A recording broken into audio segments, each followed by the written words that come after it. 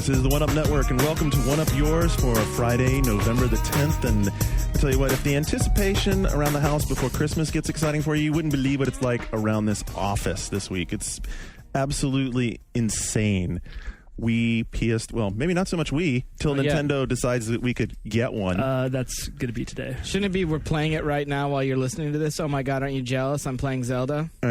I actually am playing Zelda. Wow, the enthusiasm oozing forth from Luke Smith. I am really enthusiastic, and I am playing Zelda right now, so be jealous. All right. I'm touching Shane while he's playing Zelda. Inappropriately. Yeah, wow, that's more information than anyone needed. But we do have a pretty good show for you today, because with so much stuff going on, we thought we'd spend the entire time in the second segment just doing what you've been playing, because let me tell you, we've been playing games like round the clock. Like they're going out of style. Like they're going out of style. Like, amazing, right? Out of control. Out of control. So that's... Do you see the NPDs, though? The software sales for this Not month? so good. Kind of is going out of style. Well, maybe everybody's waiting for November, I hope. Yeah, well, it's not going to kick in quite yet. So anyway, we've got that. First segment, we have ample amounts also of all kinds of reader stuff off the board. John's got pages upon pages in the notebook here, notes upon notes in some kind of illegible doctor's Did anyone else notice scroll. when Garnet said ample, he made like he was cupping breasts? Hey, Well, that's the universal symbol for ample. That's breasts? right. Yeah, ample with bosom. Ample You got a bosom. problem with breasts? No. I didn't think so. Cliffy thinks that looked like something else. Yes. There was a photo, which I think is going up on the One Up Show blog. Oh, excellent. Yeah. That's good. Cliffy knows you pretty well. Anything to increase mind share. Yeah. Wow. Okay, anyway, and then in the third segment, we'll be back for news. We got plenty of news. I see all kinds of important stuff, like the father of video games dissing PS3. Yeah. Wow. I prefer to think of him as the father of Chuck E. Cheese. That's just me, though. And you wink. Yeah. Actually, I want one of those here. You order your burger at your table with a touch screen. Uh-huh. That's and then cool. robots from the future bring it to you. Naked ones. Yeah. Well, it's probably still won't be cooked right. Wow, that was such an old guy thing to say. Can't use my AARP discount at this place. Moratorium on old Joey. Betty Lifted. You never introduced us, Garnet. In before the Duke Nukem joke. Do I need to introduce the crew here? Around the table, John Davison, editorial director, Luke Smith, news editor extraordinaire, Shane Menhausen. You're an extraordinaire. Well, he is. He's kind of special. Garnet's trying to appease me. Flamboyant guys are. Have you posted any pictures of your new facial hair arrangement? I haven't. No, I'm waiting because it'll debut on the One Up Show. Check out the One Up Show I today. think my new haircut because also debuts in the One Show. So we have the dude from Rocky and the finest porno handlebar mustache you've ever seen in your life. I think if you took the sideburns up a bit, it would accentuate the pornography. I miss Skip's beard. Yeah, Skip's very clean shaven now. Yeah. He's very pure. And on the boards, Mr. Skip Pfister. We are going to get Skip on the mic later, right? You're going to talk later? And here in this first segment, we Yeah. have a little special message to close it out with. But let's get right on to what everybody else was talking on the boards. What do you got for us, John? A lot of people. Well, the two sort of dominant topics were lots of things to do with Nintendo Wii, and we'll go into some specifics. But I think the thing that got people talking the most was Gears of War, obviously, with it being dominating this week. So Chang 3, or Change, depending on how he wants me to read that, asked, what do you want for Gears of War 2? See, people are already asking about it already. Well, it's inevitability.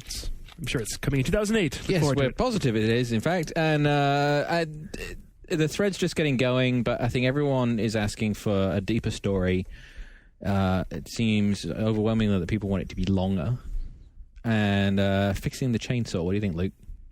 Fixing the chainsaw? I don't. The chainsaw just needs. I think the chainsaw, people just need to understand how to use it. I think it's it's more situational than people are giving it credit for. Mm-hmm. People are thinking of the chainsaw right now as sort of just the extension of the melee mechanic, and it's not like that at all. It's not actually an extension of the melee mechanic, although it shares the melee button, which is B. If you're going to melee and you want to actually melee someone, you should be using a shotgun, or you can hit them with a pistol or something. The chainsaw is very situational, and a lot of people online don't use it the right way, so it's easy to score huge points online. It's disruptible on purpose because it's a one-shot kill if you get it in. Yeah. There's no salvation. Right. If it lands, boom, it's over, it's done. So that's why it's disruptible, and that's why you have to know how to use it. It's more of a device for a sneak attack or a surprise attack opportunity. You saying the chainsaw attack is disruptible? Yeah. Yes, totally disruptible. All you have to do is shoot somebody while they're using it, and it shuts down. All right, but once it's sort of magnetically locked onto Then you, you're though, done. then you're Right. done. Yeah. Well, no. Once it's into you, you're done. That's what I'm saying. You have to disrupt it when they're coming at you. But if you're coming at someone close range and you hear that thing rev up, you just start blind firing. I have some issues with the close combat stuff in that game. I think as soon as anything gets in close enough that you can use the chainsaw, the whole control mechanic falls apart. Because I mean, we talked to Mark Rain about how to get out of that, and he goes, "Oh, use the A button and jump out of the way and dodge out." No, that was. But the dumb thing with that is that if you're, I mean, there's shit strewn everywhere in the environment, and as soon as you hit A, he'll dive towards the nearest thing of cover and lock to it, and then you're just as screwed as you were if you were standing right in front of the guy. So we're going to talk a bunch about this game, obviously, in the What You've Been Playing segment. Do we want to skip that part for now Yeah, and just sure. talk about Gears of War 2? I mean, come on, Gears of War 2. Well, I mean, What was some of the stuff that the guys online were saying? they want a story. They want it in there. longer, and they want the story to be. I think they want to flesh it out. In fact, I think if you don't read the manual, you actually do miss a lot of the story. Like the manual explains why Marcus was in prison. in like 3 paragraphs, though. Right. And I mean, it's very brief, but I mean, I played through the game and I'd not looked at the packaging, and I mean, I was talking to you, and I'm like, why is he in prison in the first place? They never say. It's like, here, put this on, off we go, start shooting stuff. Wow, Cliffy, maybe bust us out with a little intro cinematic next time, so I don't have to go freaking read a book. Yeah, when's the last time you picked up the instruction manual to aid your gameplay? Perhaps if you read through Destroyed Beauty, the hardbound art book, you might learn more. Oh. I don't know. Perhaps if I got the frickin' collector's edition, I would have. Why didn't you just pre-order that shit, Garnet? What's the deal? Yeah. Something else that came up was wanting more ways to kill locusts. Which is kind of Like bug what? spray? Like, don't know. You're not happy with the assortment of weapons in the game? I don't know. Don't think so. But I think maybe some of that was coming from people that hadn't seen all of the weapons yet. Yeah, I would agree with that, probably. I mean, the torque bow is pretty satisfying. I was kind of lukewarm on it at first, but after messing around with it in multiplayer, it's pretty awesome. You're Luke hot on it now. What else? Yummy21, in what I believe is the first thing she's ever posted on 1UP that isn't negative or bitching about someone, said, "Will Halo 3 look as beautiful as Gears?" Which prompted a lot. And you posted in this thread, right? Twice. I've seen it, kids. So a lot of people were pouncing on the fact that because Gears is so enclosed, there's a lot more detail in it. And I think people are expecting Halo 3 to be very open and it to be big, sort of almost like open warfare in big fields. And that they're not expecting an intimate thing like Gears of War. And I think they're doubting, especially based on the screenshots from EGM, that it might not look as good. Well, isn't this? I mean, we sort of talked about this when we were talking about Rainbow this week. Like the way that Gears of War is using Unreal, and this is your thoughts, so you can just pick it up. But the way that it's using Gears of War, You can channel me for a minute. no, I won't make sense. Seeing my words come from that mustache. It's beautiful. Now I'm blushing. No, but say what you were Girls, saying. Say what I was going to say. Yeah. Well, in Rainbow Six, I think part of the problem is that when, especially with the Unreal Engine and things that use all the bump mapping and things with like very fine detail, particularly in like flesh and armor and things that with like lots of little divots and stuff in them. That unless you're looking at it in high def, you lose a lot of that, and you end up with things looking very flat. And something that Rainbow Six, if you're playing it in standard def, it doesn't look much better than a current gen game. But when you see it on an HDTV, you see all of this added sort of texture and the way that the light catches things. And I'm not sure that the screenshots for Halo 3 really did it justice. Well, the stuff that looks best in Halo 3, no one gets to look at because we weren't able to reproduce any of it. Mm-hmm. But like, we're writing about the single player stuff that we saw, and the 30 seconds of single player footage that we saw. Like, it will make you say Gears of, huh? Like, it just will. It looked, it's everything that you think Halo should look like at high def, and it was running like, it wasn't even running at an incredible frame rate. Well, and look, and watching, Shane will back me up on this, and John, I know you will. You're watching the last 6 weeks of a game's development cycle, and they add the last few texture passes, and a game can go from okay to wow pretty much overnight. Yeah, and I mean, if Halo looked as good as it did a year out, it has a year. So I know. I wouldn't There's a lot doubt Halo looking amazing. good. Well, they- Rainbow Six, though, is another thing. I walked over to Luke's desk and saw that today, and the thing that struck me about Rainbow Six wasn't just that it doesn't look good on standard definition. It's that, you know what, the environments that you're doing there are just boring.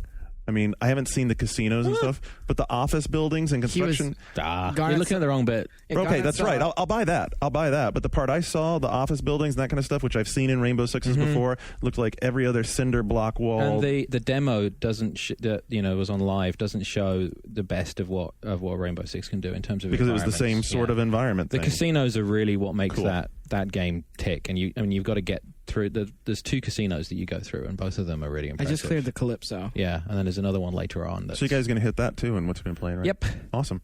So Darkchild82 asks, does a 10 out of 10 review score equal perfect?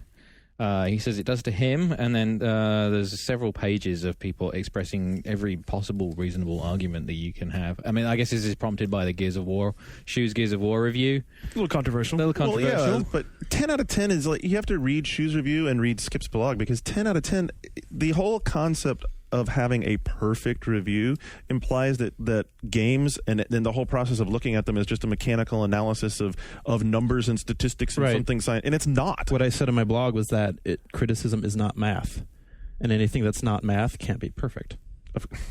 And that's basically it. Mm-hmm. And what we tend to find is people that argue that 10 out of 10 is a perfect score are also, they're looking at reviews as single, very definitive statements, almost like, this review is attempting to sum up the whole world of this game, and it's not. These are single, subjective opinions that are being presented in context. I mean, years ago, EGM, one of the reasons it had 4 reviews originally and now has and sort of has moved on to being 3 is that EGM was the only place where people were getting review scores back then, and you needed to place it in context.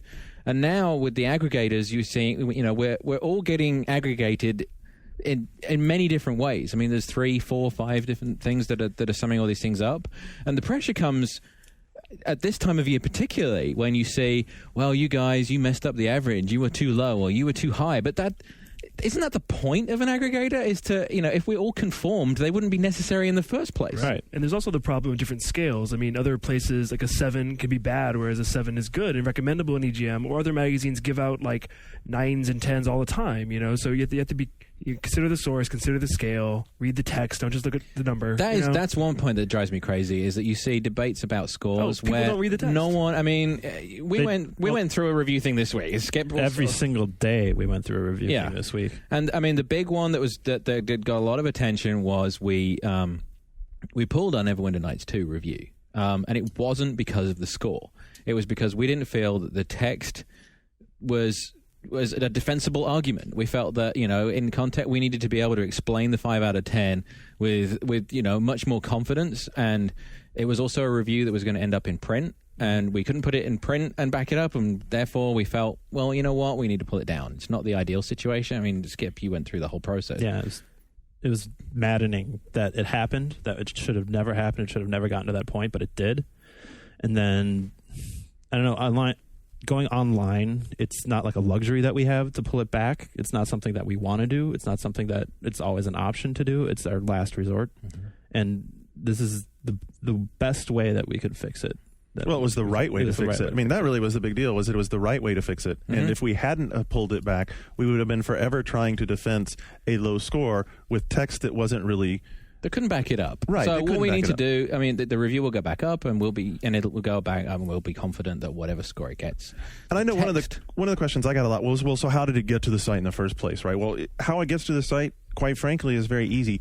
There are literally hundreds of games coming in this time of year. We are reviewing game after game after game. We had a extremely trusted author on this review. Mm-hmm. It had been through an editorial process, and at the end of that process, it came to us and we put it up, right? Yeah. And as we looked at it, that was where we reached the point where, like, wait, you know what? We can't defend it. Mm-hmm. And like anything, let's not try and make excuses. Mistakes happen. Right.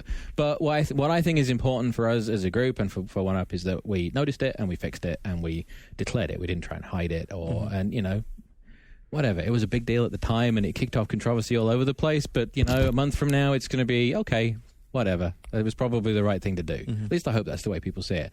On the flip side, we have, Shu really liked Gears of War. He really did. Shu, wow. Yeah, and Shu really liked Ghost Recon. He gave that a 10. So, not everybody feels the same way about games, and that's part of the reason why at EGM we like. Which is why, isn't that why you seek out reviews in the first place? Yeah. Because, and particularly if you're viewing these things from an aggregator, or you're arriving at reviews by browsing for a game through Google, I don't think anyone really sees one website or one magazine as their entire world anymore.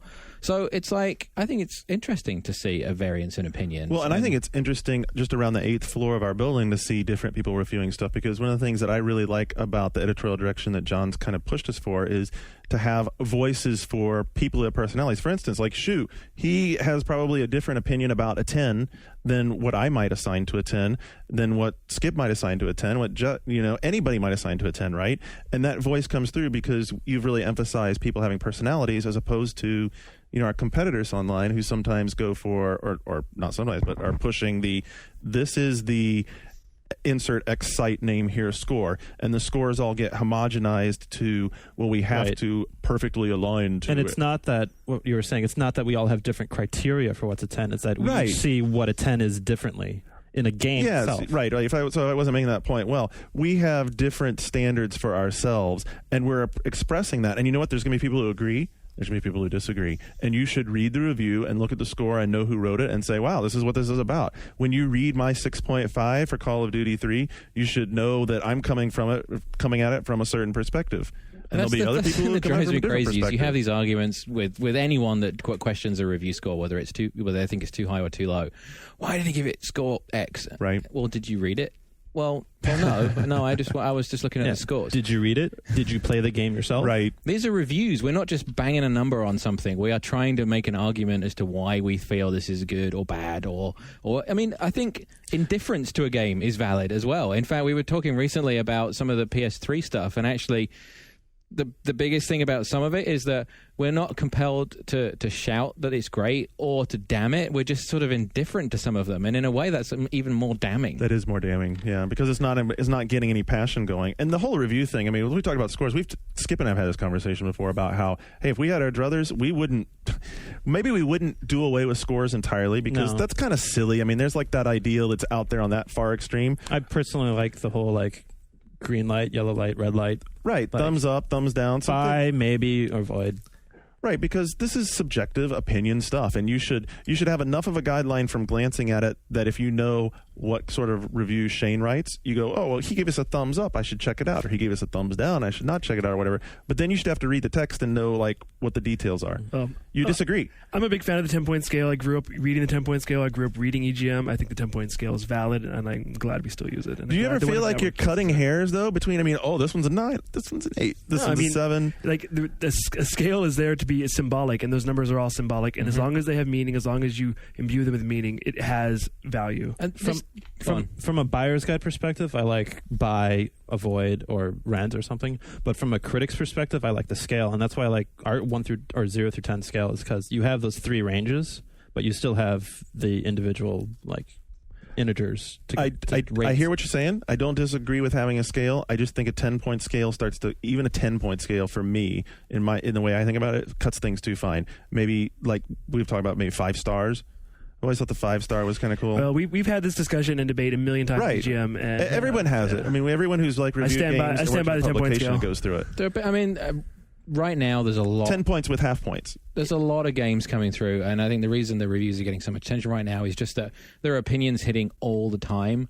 And there's been all kinds of things said, like, oh, 1UP has this new harsh review scale. Oh, God. And it's like, what actually happened was, about 2 months ago, we decided that as we're trying to push this notion of there being a 1UP network that's print publications and web publications, that for it all to work and for us to be able to put everything online in context, everyone needs to be using the same scale. So what we decided was that EGM's review scale was something that everyone understood and had been around for, nearly 20 years. And it hasn't really changed much over that time. So we're going to take EGM's scale, which is something that's very much associated with the success of EGM, and apply that same scale to all of our properties. It wasn't suddenly 1UP is reclaiming the 5. It's, it's just now a 6 out of 10 on 1UP is the same as a 6 out of 10 in EGM. I love hearing you say that because it sounds so funny. 1UP is reclaiming the 5. We're staking our claim to 5s everywhere. We're no longer 7-up, we're 5-up. So there was another thing on the message. We are actually still talking about the message boards and not just about reviews. But a Master Ninja asked, does the Itagaki scandal affect the way that you're going to review Dead or Alive Extreme 2? Can you review it fairly? And then there goes on to be a debate. Can you separate the creator from the creation? What do you think? I think you can. Definitely, the average person has no idea who Tomonobu Itagaki is, and Exactly. probably doesn't care. And even as critics, I mean, like, you know, I think what he's trying to say is, hey, it's a game with bouncing boobs in it, and this guy is, you know, in trouble in something, I guess, that you could relate to bouncing boobs. So he likes the ladies. Whatever will happen with him, but I don't think that is going to impact how people receive the game. For the same reason that Touchstone Pictures is still putting out Mel Gibson's Apocalypto. Yep. Like, and you wouldn't, when you reviewed that film, you wouldn't be like, well, he hates Jews. You know, and like Roman Polanski, you know, people still think his movies were okay. Right. He won an Academy Award. He did. He raped like a 14-year-old girl or whatever. You know, it's all good. Quote of the show. We really don't want to tab that one as quote of the show. Let's aim for a better quote before the end of this. Okay, a few more things from the boards. Golbane says that he is an early adopter. He waited in line for 24 hours for a 360. Wow. He's always identified himself as, you know, an early adopter, and he's one of these people that can only love one thing at once. He says he's a Yankees fan, so he hates the Go Yankees! Mets. Woo! He loves the Jets, so he hates the Giants. This is just the way he's wired up, and he figured that, you know, with technology, he always wants the latest and greatest thing. So he bought a 360, feeling that he would sell his 360 on eBay when the PS3 came out, because it's just the way that he behaves. But now he's faced with that. He doesn't want to. He thinks that the 360 is all he needs, and he's not interested in the 360 in the PS3 anymore, which prompted a pretty Caller, what's your question? a pretty lengthy debate about, with existing 360 owners, do they feel the need to either replace or add to the 360? And overwhelmingly, it was no. People are going to stick with the 360. This kind of gets to the whole indifference thing we were talking about. Here around the office, we've had our PS3s now for a week, and there is a bit of indifference, and that is because the lion's share of the launch titles are games we've all seen and played on Xbox 360. Yeah. So therefore, it isn't that exciting to us. It seems like old news. Mm-hmm. So for people who have Xbox 360s and been buying all the games, they're going to feel kind of similarly. There's like a handful of different games here that are just like, you know, it's just not that exciting for someone who has a 360. Even for those who don't, those who sat on the fence to wait and see what happens when PS3 came out are looking at a machine that's at its lowest point more expensive than the most expensive right, 360. If you've been waiting and you haven't bought a 360, then I think you will be completely happy with what you get on PS3. You might be sad that you don't have Gears of War. I don't know. I think you have a trade-off to look at there. Do you trade off Gears of War for Resistance? Right, but also, you know, the functionality, you do get the Blu-ray, you get the Wi-Fi, you get some other things, and you do get the promise of having a system with a lot of more games next year. But you know, it isn't as cut and dry. A lot more games next year than it has this year. Well, a lot more games next year that you can't get anywhere else. But Like Mass Effect. Shall I move on? Sorry, wrong console. Shall I move on to the next one? Sado says Blind Fire is fucking metal. I think that was aimed at you. I'm telling you. He does like the blind fire. That's the key to He does victory. like the blind fire. Killswitch called and said, "Hey, I did that 2 years ago." Yeah, you just didn't look good doing it. Oh, Boston Actually, College... Killswitch did look good doing it. Can I continue? Sure, Yeah. if you want to. Pushing through. Boston College fan asks where people are stuck in Guitar Hero 2. Everyone said the Freya song. You guys know that one? It's the one it's by a band called The Sword. The Sword, yeah. We were actually talking about with And Ted Price today. Ted How Price funny. brought that up today. Yeah, That's they sound a bit like Black Sabbath. They're not a Yeah. band I've ever heard of before, but everyone saying that it was the first one that they got stuck on. It's or they because on top failed. of everything else, it lulls you to sleep with like this pattern, And then mixes it up. and then blah. Yep. And then there was sort of a side thread of this asking which songs are the most fun, and it seems overwhelmingly that Sweet Child of Mine and Girlfriend are the two that everyone brings Those up are the most. Anthems, they're awesome. War Pigs, a bunch of people said too. What about you, Garnet and Skip? War Pigs is the most fun. War Pigs? I'm glad. Can't you hear me knocking? Garnet hates it so much he can't think of one I'm song. glad No, There's there's like no, five. So there's like 5 songs I really like. But if I had to pick one, "Can't You Hear Me Knocking" is like, man, I can every time, especially that opening riff. Just the opening riff, man. Nailing Down an Expert is just so awesome. It's like awesome. It's fantastic. Have you played it, Luke? No, I haven't. I'm not I haven't played Guitar Hero ever. Really? Actually, Really? Yeah. Wow. I've never played it. And then I'm actually glad that there's no Tenacious D on Guitar Hero 2 because I heard the whole record today. the new record that comes out a week from Monday. Heard not as good. Yeah, and when I found out that it was coming out, because I was totally oblivious to it, I was like, 2006 is saved. Well, if 2006 was going to be the year of the D, it's not in the album. I like the other one better. Oh, really? By a lot, Yeah, apparently. I tried to send it to you, but our email denied it. I'll just have to transfer you the files. You mean the CD? The CD. Yeah, Why don't you bring the CD over to my office? Well, I burned it to my God, iTunes. Stop. No, he didn't. He doesn't mean it. Anyone listening from any of the recording? No, I'm just on my iTunes Excellent. from Okay. my CD from Epic. And finally, the inverted versus regular debate continues to rage. Inverted. Yeah, All the way. unfortunately, we found that Ted Price is defective today. No, he's Damn smart. shame. Obviously, someone who makes first-person shooters would understand how you're supposed to play them. My favorite and part it's of correct. talking with Ted Price today for 4 seconds was when he was like, "Yeah, do you guys have any 1080p televisions?" And everyone was like, "No, not at the office." And he's like, "That's okay. 720p is good enough." And I was like, "So you think that's the sweet spot for gaming, Ted?" And he was like, "I think so." Awesome. Off message, Ted Price, Insomniac. But he's Second party for Sony, He's not employed by Sony, so he Yeah. can say whatever he wants. except when he's on the show. Ooh. Here ended the community section. I'm sure we'll have a couple of words about Resistance anyway coming up in the second segment when we're doing What You've Been Playing as we go through Resistance, Gears of War. I think Luke might be able to tell us about the garden he's been tending. I call it the Garden of Love. All right, so you're going to have to come back in a minute and catch Luke in his gardening tips, and we'll be back. That could be a pubes thing. You're listening to the One Up Yours podcast on the One Up Radio Network.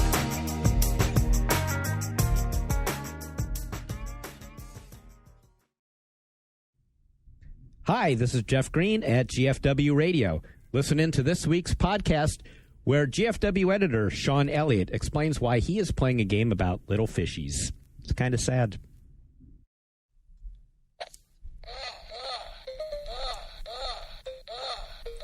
Oh, hello. I didn't see you there.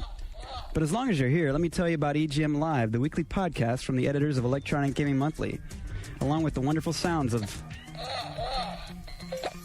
EGM Live comes action-packed with special guests, late-breaking news, fanboy-baiting commentary, behind-the-scenes tales of office tomfoolery, and trivia contests with fantabulous prizes. Download it now at egmlive.oneup.com or subscribe to it through iTunes. EGM Live is part of the One Up Radio Network, taped in the Ziff Davis offices in San Francisco. It is not actually live, and contest prizes are not guaranteed to be fantabulous.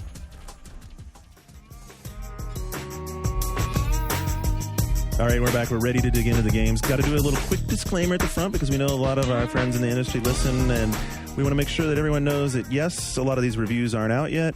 We understand there's embargoes and that kind of stuff. Everything we'll be talking about will be like in the sense of hands-on previews. It'll be a strictly score-free zone. Like my Friday night. Ouch. Yeah, it's kind of sad. Yikes. It's rough times, Q4. Like his month of October, maybe. I had a birthday, maybe old Yeah. lady friends, maybe. Mrs. What's up, Palmer Sarah? and her 5 lovely daughters visited that night, didn't she? Luke does have enchanting eyes. That's what he told himself in the mirror. As Shane's leg moves closer to mine under the table. You wish. Excellent. So where should we start here? I mean, God, there's so much to go through. I mean, Should we get Gears of War out of the way? yeah, Let's we just- should I probably mean- get Gears out. We should probably do Gears because we all played it, and that's a good idea. That's a good idea. God, it's good, isn't it? I like it, yeah. I like it a lot. Awesome. How awesome is Gears So, I mean, can everybody agree that it's the best Xbox 360 game? Yeah. Right. Ooh, I don't know about the You don't best think? Xbox 360. Really? Where's Really? did you play Halo 3? No, I played Oblivion, though. No, come on. I think the question still stands, bitch. That gets a big come on from everybody. Come on. No, I think for me it's a toss-up between... They're very different. I think at the end of the day, I will have had played Oblivion more than I will have had played Gears of War. We can Well, do there this is in 5 PGR3. hours. We gave that a 10. No, that's not a 10. That's an 8. That's an 8. But like, Oblivion, you can walk around in a field all day long too, but are you having as much fun as you're having playing Gears I'd of like War? multiplayer Gears. You played the other night. I couldn't get into the room because the multiplayer connection system's really good. Is it really good? Yeah, it's amazing. Any game that doesn't use Halo 2's matchmaking system for whatever reason, just copy it. Everyone listening, copy it, please. It's just like The chat worked really well during those games too. Oh, You've enjoyed well, were those. you using your new wireless I headset? was. Yeah, do you want to know what Garnet sounded like when he talked? You know, I was playing PSU with someone using the wireless, and they're all scratchy and weird. I'm like, dude, what's wrong? I said something to Aaron Greenberg before I knew that before like we all got him at the office to goof around with, but I was like, I've heard that this isn't working very well, and he's like, oh, we've been having tremendous. The luck with wireless it. is fine. I think the problem is on live they did a bit of a bandwidth shift. Yeah. A bit. As So someone who's been playing substantial. PSU, it's a substantial problem. Yeah, so a lot of the chat is scratchy. I've been playing some games this week where people will drop out, or you can't hear them, or particularly in lobbies as well. And I'd like to chat in know- lobbies is worse than chatting games. I'd like to know from Microsoft if that's something they could rebalance. If it's like on the backside hardware, or if it's coded into the The game. chat stuff's really important. I don't think it's changing because it's widespread. It's across multiple games. because it has something to do with the way they've prioritized right, the they, network they've gone and traffic. said they gave voice less priority than it did. Well, I think they've swung too far because the fact is it's disrupted the quality of voice chatting significantly. Okay, should we get So- back on Gears? Yeah. Yes. So, so you're close with it in Oblivion. Yeah, I mean, my two favorite games on the platform are Oblivion and Gears, definitely. Although, we'll talk about a game in a minute that, I don't know, it may work its way into my psyche. It's tickling me. Yeah, there's definitely some, it's jangling the coin purse. Dear, Oh my god! dear God. I did the finger motion. You there. did. That's excellent. Yikes. What? Jangling the coin purse. Are you reading some innuendo into that? That's what that game's all about. Oh my god! Should we just move on to Let's Viva? Talk about it. Yeah. Just, Luke That and was I have really, played. that was really quick on Gears. We're just like abandoning that. I think people are a little tired of us talking about Gears of War as Right, well, it's from fine. what It I can seems kind gather. of old already. It's like a week old. It's like, oh, we've already heard Gears of about War is very good. Multiplayer has problems. The story's better the second time through. How about that? it's single Wait, player. how is the story better the second time? Because you through? notice it. it. Yeah. Oh. Yeah, you really do. You play through the first time and you're so by everything that the second time through you notice some of the things that the characters are saying to each other, the sort of nuances. I put a thing in my blog about how the fact that there is actually a bit of a political undertone to what's going on. There's a bit of a jab at the war in Iraq and a jab at the Bush administration in the way that they've laid out the story. But first time through, you do not notice. You just want to get shooting. You just want to get shooting. I want to get some more of them bugs to kill. And, I mean, the only dialogue that you really notice, shit and die. eat shit and die, and shit like that. yeah, bitches? Nice. But the second time through, you start to notice and start to question like what Marcus's deal is and why certain things are happening and why the war is happening and why do the Stranded call the Cogs fascists and pigs, and it just doesn't register the first time through. Did you go casual first time and hardcore second time? No, I actually went the other way. I did hardcore first time, casual second, because I wanted to get through it faster the second time. And which one did you? I mean, I started off on hardcore, and I'm surprised. It's pretty tough. Hardcore's really, really hard, but casual's probably too easy. I like the game better on hardcore, but it's just, dude, it's so easy getting the achievements in casual. Just fucking run and gun, destroy everything, in and out in 4 hours. You're going to want to play it through. You're going to want to play it through for the story. And then what I'm going through now is I'm going through and trying to get all the cog tags, which is a lot harder than you'd think. There's like 30, right? It's 30, and they're really well hidden. Here's a pro tip. Anytime any character in the game dies, like any secondary character, he drops a tag. Yeah. So there's like when the Berserker... There's 3 near the Berserker fight. Yeah, but the Berserker kills a dude and go to where that dude dies, and you're going to get one. But you got to think about that as you're going through the whole game. Because it's not just, oh, a guy died here 6 months ago. It's like, oh, a guy died here 2 seconds ago. And also with Scoop him up. the cog graffiti, the higher it is in the environment, the wider net that it casts for where the cog tag will be. So if it's up near the ceiling, you've got to search the whole room. Wait, so there's graffiti of when you There's can find the Gears of War thing, the Right, I've cog seen with that. the skull in it. Whenever you see that, it means there's a cog tag in the room. Oh, You just so never see can- the locusts spray painting that logo on after they kill someone. Yeah. They left that part out. We'll just leave this here and Fucking good design choice. Graffiti dicks. So That's like, a commentary. the only problem I have with the game so far, after playing a little bit of single player and a lot of multi, is that for a game that's supposed to be a shooter, the battle rifle is pretty weak. in multiplayer, I actually end up going to the shotgun all the time. Yeah, all the time. I keep the shotgun, and I try to get the locust pistol, and then something special for the main gun is what I normally use. Mm-hmm. It's a chainsaw gun. I can just torque go bow with is that. fun in multiplayer. Yeah, the torque bow is awesome. So what happened with the main assault rifle? How did they let that Actually, get so a weak? little secret with the assault rifle is you tend to aim for the chest or the head. You're actually better off aiming and taking out their knees. Because Okay. if you aim at their legs, they'll fall over and then you can kill them. Yep. Pro tip. Yeah, pro tip. Okay. Look for that on My Cheats. I'll try that out. So Should we talk about? before you guys talk about Viva Pinata, it's actually out now. Have you seen the packaging that no grown man would ever admit to owning? I don't know. I'm going to buy it on the way home because I don't want to play the debug one. It's very very I want colorful my- and You're stopping at Target? Yeah, I want my. it's I very want my colorful and achievements. oddly shaped. Yeah, I heard it's like domed or something. Looks kind of like The packaging. Sorry. Packaging's a little, little bit, yeah. swish. The packaging walks with a lisp. Okay, Yeah, has the voice. that's how we said it back in Michigan. Yeah. But you guys are both into it. Yeah. It's quirky, it's fun. My question though Ridiculous. is since I've seen Viva Pinata for like 8 months now, I've thought this is too complicated for children, and they're aiming at children. It's a cartoon on Fox or whatever. And like it's much as you're enjoying it. Have your children? Anybody's children tried this game? Well, I'm on the review for it, and the game came out today. We only got code last night, so the way we're going to handle it is I'm going to start blogging about it tomorrow and put the review up next week because I don't think we can responsibly review it. It's a huge game. I also want to play a retail copy, not the review code they sent us, because there's a lot of passing stuff backwards and forwards over live. There's a lot of download stuff, and I think you need to see it in the open world. But one of the things I'm going to do is I'm going to sit with my kids and see if it holds their attention while I'm playing it, because it's one of the few 360 games I can actually play during the day when they're awake and running around.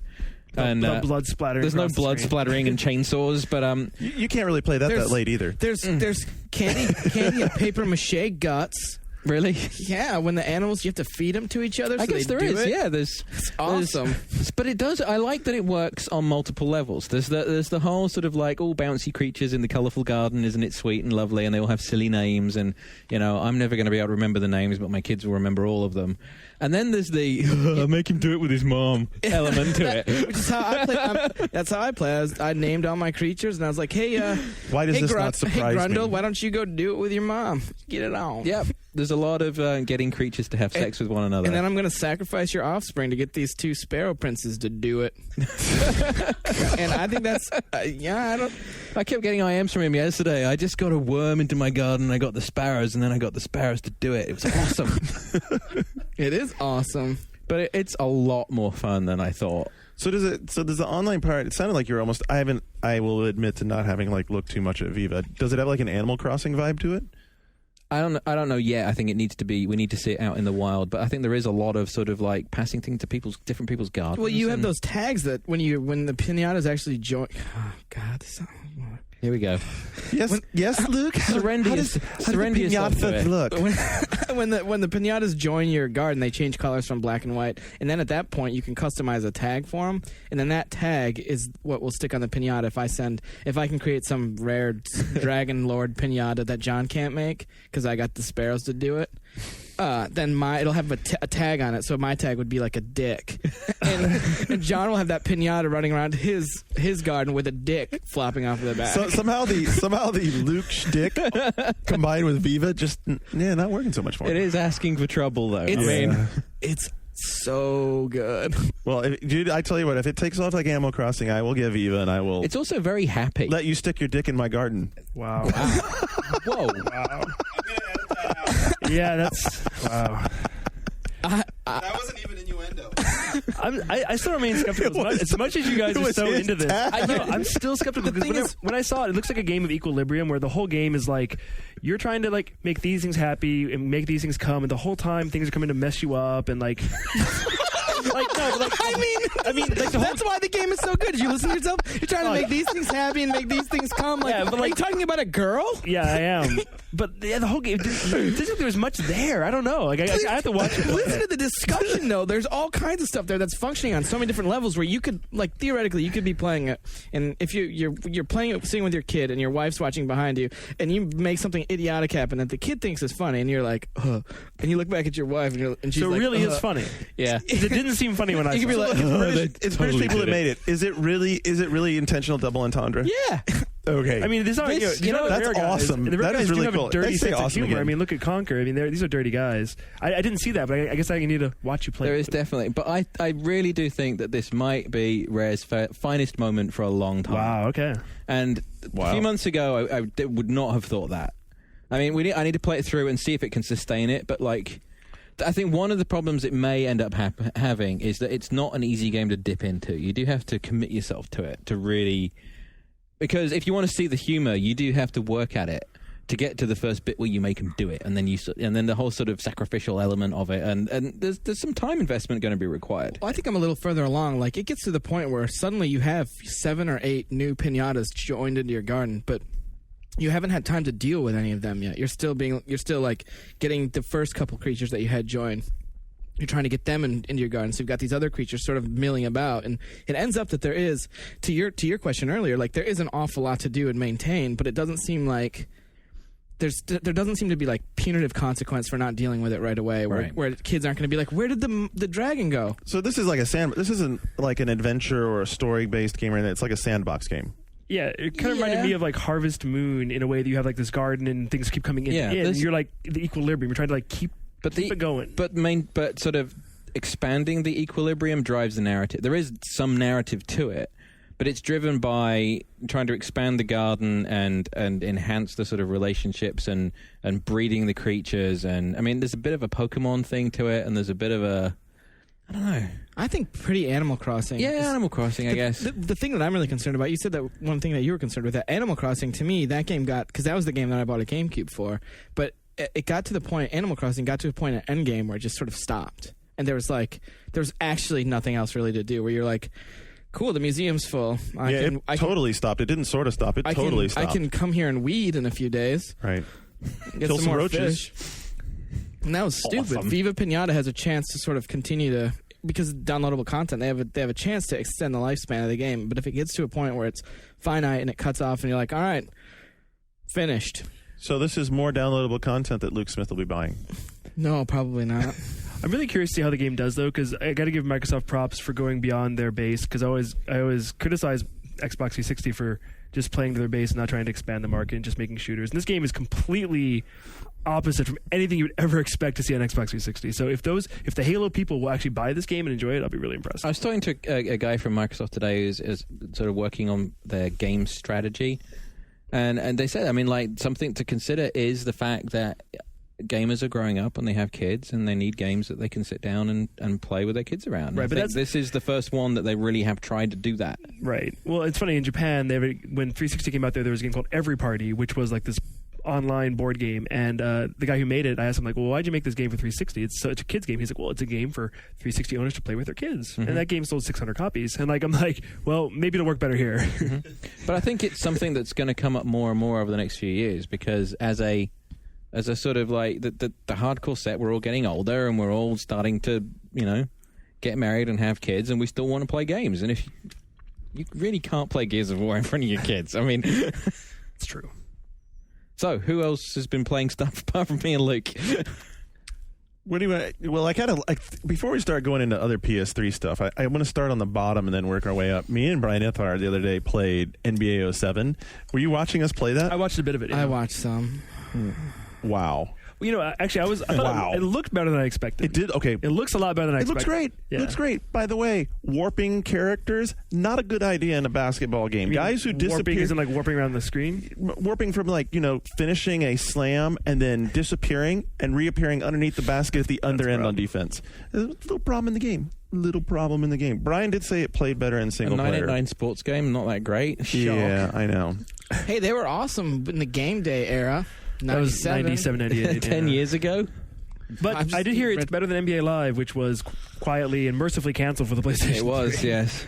Yeah, well, better is a relative term. I mean, this is a game where, like, the 6-axis use incorporates you twisting the controller to do like a turnaround dribble. Does that work? Play games though? Like, I hear some of the moves work, some of them don't. What's really great is when you're playing like against someone else, like sitting there next to them, and they see you like do this stupid move like that. I guess they know what you're doing. It's not like trying to hide your play in Tech Mobile. Yeah, it's not like trying to hide your play at all. Oh, look, he's making those crazy motions again. Must be trying to do a fake dribble. Yeah, not so great. So what else do you play on the PS3 if we're moving up? Yeah, we need to move up. We need to move up to Resistance. That's a jump. Do you want to do some of the ones in between? We could do it. I've been playing Ridge Racer. We could do Ridge Racer. Ridge Racer and Genji. And when I first started playing Ridge Racer, I was playing it through Composite on a regular TV, and I was like, man, this doesn't look very good. And then I moved it to an HDTV, looks 720p, and like, wow, these textures actually look decent. But at the same time, it doesn't look like worlds better than Ridge Racer 6 because it has some of the same tracks. The frame rate's amazing, and some of the effects are good, but compared to the other things I've seen and played on PS3, like Gran Turismo or MotorStorm, like the graphics aren't quite there. But it's a really fun game. It's Ridge Racer. You know what to expect, and they did make a big improvement for the series, which allows you to customize the vehicles. And while it doesn't seem that impressive compared to other games, for Ridge Racer, that's a big jump because they're very adverse to changing this thing. Last time they jumped like that was R4, right? Yeah. And this isn't quite as extensive as R4 in terms of like a story mode and stuff. No. But I think if that had a lot of customization on the cars as well. It you could mod them, and there was more of the stickers and stuff. I think if you are someone who has ever liked a Ridge Racer game ever, you will have a good time with this. And there's a lot to do with it.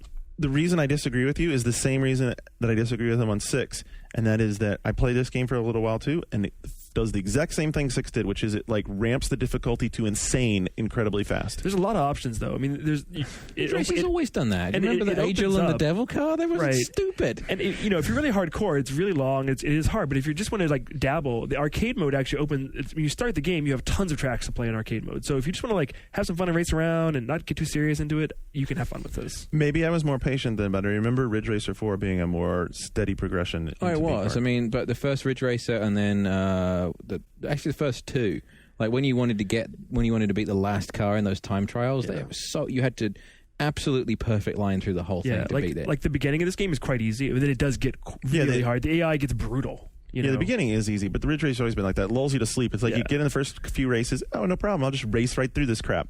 And then very quickly in like where you think you're in the middle, all of a sudden you're like looking up and you're like 12 out of 18. Whoa, why am I not moving up the rank? Yeah, it actually reminds me a lot of Ridge Racer 5. And it's occupying the same position in the PS3 lineup that did in the PS2 lineup. That's a good point. Yeah, so I'm also playing Genji, which like a lot of people give me a lot of flack because I've been defending Genji against all the haters all along. And first reviews are already up. I'm about halfway through right now, and yeah, I mean, I'm not liking it quite as much as I had expected. It's really inconsistent in terms of both graphics and gameplay. Damage control confirmed. Well, I played it for 10 minutes before, and the parts that I had played demos are good parts. Like the boss battles are good, and some of the levels look really amazing. But other parts are... Okay, we've heard the good parts. What do you not like about it? Some parts are too repetitive. Some parts are too difficult. I've been watching people play it, and they keep getting lost. Yeah, you're forced to like go back a lot, and like the levels are kind of confusing, and because you can't control the camera, you kind of forget where you were. You have to go look at the map a lot. Yeah, it's a little more involved than you'd expect from like a straight up Onimusha beat 'em up clone. Mm-hmm. The combat's good, but yeah, ultimately it's not a great game. It's a decent, fun game that you can play at launch, and you probably will forget about it a little while afterwards. Will you be happy to have it at launch? I think if I wanted a character action game in the vein of Onimusha, which I do, I would be happy-ish, but I don't know if I'd want to spend $50 on it. I'm still playing it. I'm halfway through. Happy-ish, just to clarify for some of our listeners. That's a downgrade. But downgrade. It does. Happy. It is a kind of game that is fun and easy to play and people like, and it's lacking. There aren't other games like it. There aren't even really any games. He sounds like the Republican Party the other night. Would you take this over Untold Legends, which is very, very similar? Actually, I haven't played it yet, but because Untold Legends has online and co-op and voice. I need to try that one out because I think Genji, if it had co-op or online, they look remarkably similar. They are, and I wish Genji had multiplayer because it has this 4-character dynamic that is a little underutilized because that could have been multiplayer. So, because as I said, I've been playing PSU, and a mundane game becomes far more engaging when you're playing it with somebody else. Yeah. Have you seen much Untold Legends? Yeah. So tell me about that because I haven't watched more than like when we had the big joke about Box Guy or whatever the hell it was. There's like Genji, it has a lot of 99 Nights about it. Yeah, Genji actually, it's a lot like 99 Nights. Really? See, I thought it was going to be more like a Snowblind Studios kind of thing. No, they've very much changed it, and now the default camera setting is much like Genji, where it's you see the character, they're much bigger. There's a lot of, in 99 Nights and a lot of those kinds of games, the more sort of mystical. Samurai warriors-y kinds of things, you would get like hordes coming in with some kind of necromancer or witch at the background that's directing shit. There'll be some like killer thing in the back, and you have to wade through armies of skeletons or whatever and kill this guy who's animating them, and then move on to the next thing. And the underlying mechanic is similar to the previous Untold Legends, but the look is a bit different. And I mean, it's not going to The rock look on your face is far less enthusiastic than like the voice coming out of you. I'm I being just really yawned, actually. I know. It's like Simon Cox, the creative director, I have to credit him with this joke. He referred to it as Unsold Legends.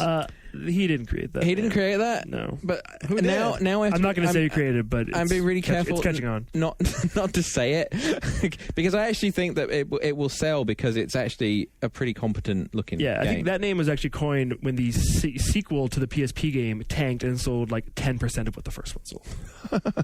Ouch. That's kind of the story. It's competent, but it's not going to rock your world. But as we It's go through these things, here's the issue with PS3 launches. People are listening It's to this. not a reason to buy a PS3. And how many of the games that we've seen in the house are? I mean, did you ever get to see Carbon on PS3 yet? We're getting it it's today. It's a pretty straight port, I've heard. So we don't have that yet. Yeah, they didn't do anything to it. It's a 360. It's basically the 360 game. I played Call of Duty 3 on PS3 the other day in multiplayer, and like the only difference I noticed is that anytime there's a smoke grenade on screen, the frame rate drops. That's not a good thing at all, and it uses peer-to-peer. You know, you're talking about, like we were talking about having hosted servers. It still uses the peer-to-peer matching service, so you're still 24 and you're not having dedicated servers, so that doesn't seem to help any. What else is there out there that's separate? Resistance, right? I've heard of that game. We have some other stuff that we've played. That's we not have Fallout Resistance, 2. right? I haven't played it yet. And I have to kind of talk about Call of Duty 3 sometime, since I kind of owe on that one for the score I gave. Well, pay up then, Garnet. So Call of Duty 3 is like gotten a lot of people irate, I guess, because the other scores out there and the love for the series, and if you go back and look at the scores that I've given that series before, obviously I enjoy Call of Duty 2. I don't dislike World War II shooters. I mean, I don't have any great love for them per se, but I'm not either one way or the other about the setting of World War II. I think that World War II gives you a great setting because you get guns with bullets, which usually makes a good shooter. I wouldn't say usually, but go ahead. Well, it's at least one of those requisite things, right? Now that we've defined the shooter genre for the 4 people listening who've never played video games. Whatever. Why are you going to goo me like that? Did you watch any of Call of Duty 3? 4 seconds when I came to tell you something, and then I left. I played some Call of Duty you put the pad down in disgust, so I picked it up. So what'd you think of it? I thought it was boring compared to the last one. I think that the difference between the two, like I put in the review, is that Call of Duty 2 was epic all the time. And that used this mechanism of jumping from player to player to always take you to epic battles. You were defending Stalingrad. You were in North Africa after Rommel. You were landing in D-Day. This game jumps from character to character for no good reason other than to ferry you around the different parts of Nowhere, France. And you don't care because it's Nowhere, France. It's not. I actually had to go to Wikipedia to look up why we were fighting for Chambois. Yeah, but I think for a lot of people, the historical relevance isn't important. It's the level design and the challenge. The historical relevance might not be important, but the epic nature of the game insists on having. You need to be able to battles. remember what the objective is, right? Because when you're doing these skirmish-based World War II things, it's not, you're here to win the war, you're here to win this little thing, and you need to understand why. Is it less based around set pieces and stuff? No, actually it's more based around set pieces. It's very, very, very hard-coded to set pieces. One of the things I didn't incorporate into the review because I felt like I would be piling on is they added QTE stuff, like the old QuickTime stuff. It's really, especially on 3, so I understand on the PS3 control this is actually more cool. Scooter came over, remember he was telling us about how they've added this mechanic for close combat to kind of go off the Saving Private Ryan thing, have that really physical guy jumps you and grabs you and he's going to stab you or whatever. In 360, it's like track and field. You're press the A button. No, it's left and right triggers. You have to hammer on the left and right triggers, butterflying back and forth, and eventually after you hammer on them enough, you can press B and hit him, and then you do it again. So you played it all the way through. Now yeah. I can remember early on when they were pitching the Call of Duty series and differentiating it from Medal of Honor was. The deal was, you're not a hero, you're just a guy in the war. My impression from watching you and the brief amount of it that I played is they seem to be drifting back towards the sort of superhero soldier rather than... Because COD2, I mean, you were a guy among many, and it was you were working together, and it wasn't you weren't rushing the hill single-handedly and killing all the Germans. This one got so lost in no man's land. Look, this is what happens when you take a product that was the creative vision of one developer and hand it to another developer, but tell that developer, okay, what we want you to do is make a game like these other guys made. Treyarch is not Infinity Ward. Treyarch had a vision that they went for in Big Red One that was more about sticking with one character, building camaraderie, actually having a sense of, being part of the team. And they didn't let them do that in this game. But at the same time, their inclination to do that sort of stuff pushed them to try and make a more hero-driven kind of story. Mm-hmm. So that's why you wind up with, so you're jumping from Canadian to Polish to American to British, and they're trying to build that connection. But the problem is, since you're jumping all the time, you're never actually building any of it. So you're lost in no man's land. And that's another of the problems that undermines the whole narrative. Falls apart. It's a shame. Multiplayer, awesome. Multiplayer could be the surprise dark horse multiplayer Xbox Live game. 24 players, right? Big maps, team-based, has vehicles. Absolutely worth. If you should totally check it out. If you like playing games. So did you ever play Castle Wolfenstein Enemy Territory? Yeah. Did you like that? Because I liked that game a lot. This game totally has that vibe to it. It has classes. It has good objectives. The maps, we're like, it's so strange. The maps in single player are really, really linear. They like completely herd you down individual little paths with imaginary walls everywhere. You go into multiplayer and they have these awesome multiplayer maps that are wide open with like 4 or 5 paths to get from one side to the other, all kinds of sniping spots, all kind of opportunity fireplaces. I'm like, hey guys, maybe you should have used some of the map design here in the single player. So your score, obviously you weighed pretty heavily on the single player then. Absolutely. Yeah, the single player, I would not ask anyone to go back and play single player, but for multiplayer, and it's very hard to know, especially like when you're writing a review, how much emphasis to give multiplayer. If the 24-player thing holds up really well online and people play it in team-based, this could be the dark horse. I mean, this could be a big dark horse for multiplayer, but it's so hard to judge that. We've exponential amount of time on Call of Duty. Right. Resistance.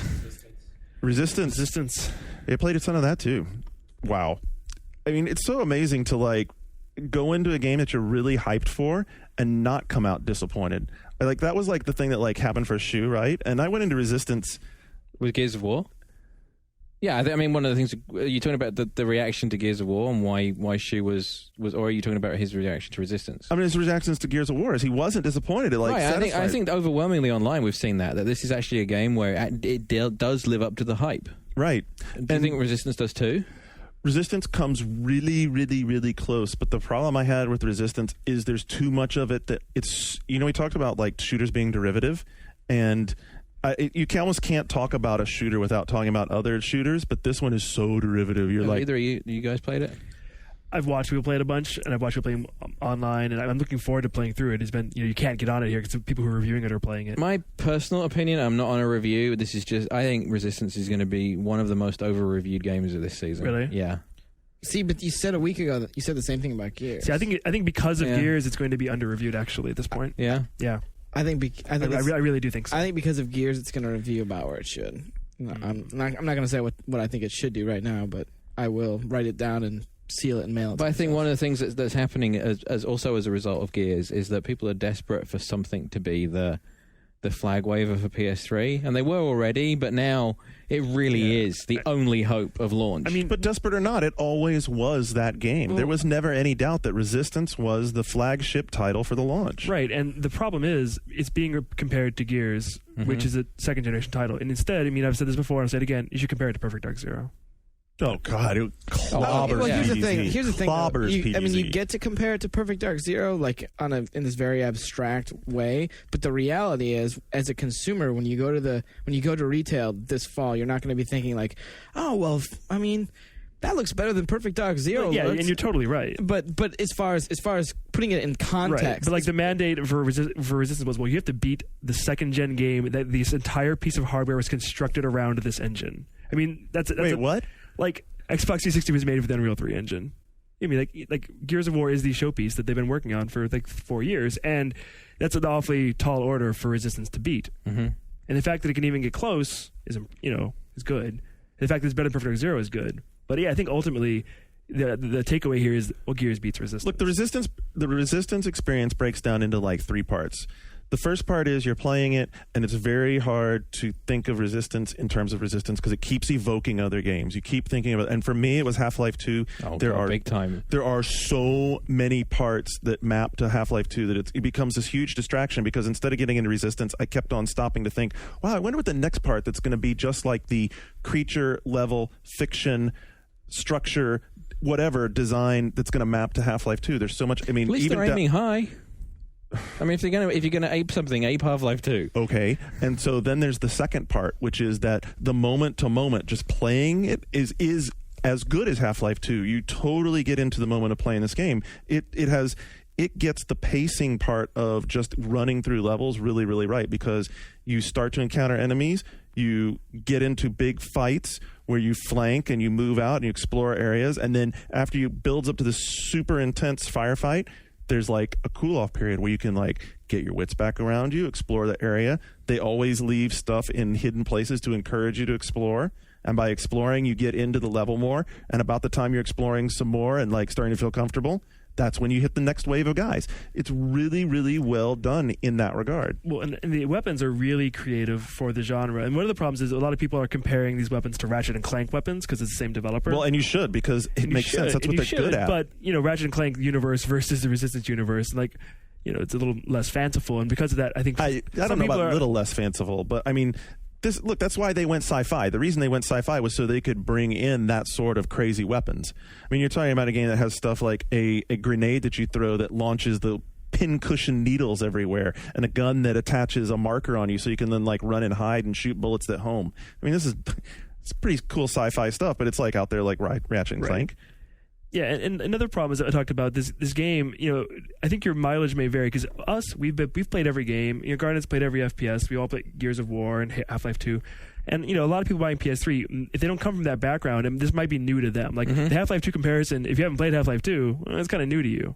And I think in which case it's gonna be really good, right? It's the next best thing. And I think Insomniac kind of played it safe on purpose here. I think they like the formula of like Half-Life 2 plus World War 2. As much as it's not that exciting to us, it's a safe formula. Yeah. And this was kind of meant to be like this common denominator. It's an easy hit. It's safe to be easy, yeah. But I think they did themselves a disservice to some degree because their fiction really has the potential to be cool, and I am so looking forward to Resident Evil 2. Wow, that was a weird slip. To Resistance 2. Yeah, because maybe they can play a little less safe next time. The teaser at the end and the potential that they have to have like a really, really cool thought out scenario behind all this is cool.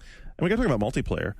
I mean, like we were talking about earlier, this is like multiplayer that people, if they've just been a Sony gamer, if they've just been a PlayStation gamer. There's never been a game like this on PlayStation 2. They're going to ever. Rip. Ever. The problem is it's going to really highlight how bad it is that not everybody's going to have a microphone. And John, you and I were like talking about this. What's going to happen with microphones and team-based games? And well, it supports any USB headset, right? Right. But does it support Bluetooth headsets? It does support Bluetooth headsets, yes. They're supposed to release a list of supported hardware. Have they done that yet? I don't think so. Is Sony making one themselves? Is there a Sony like PS3 headset? I think at launch. I mean, the SOCOM one works. It does? If you have it, yeah. So here's the problem. If you get live, however you get live, you're getting a headset. So everybody has the headset. Maybe not everybody uses it. Not maybe everyone wants to chat. But so you're saying the option of spending $50 to get a free headset is better than the option of going to your store and buying any USB headset?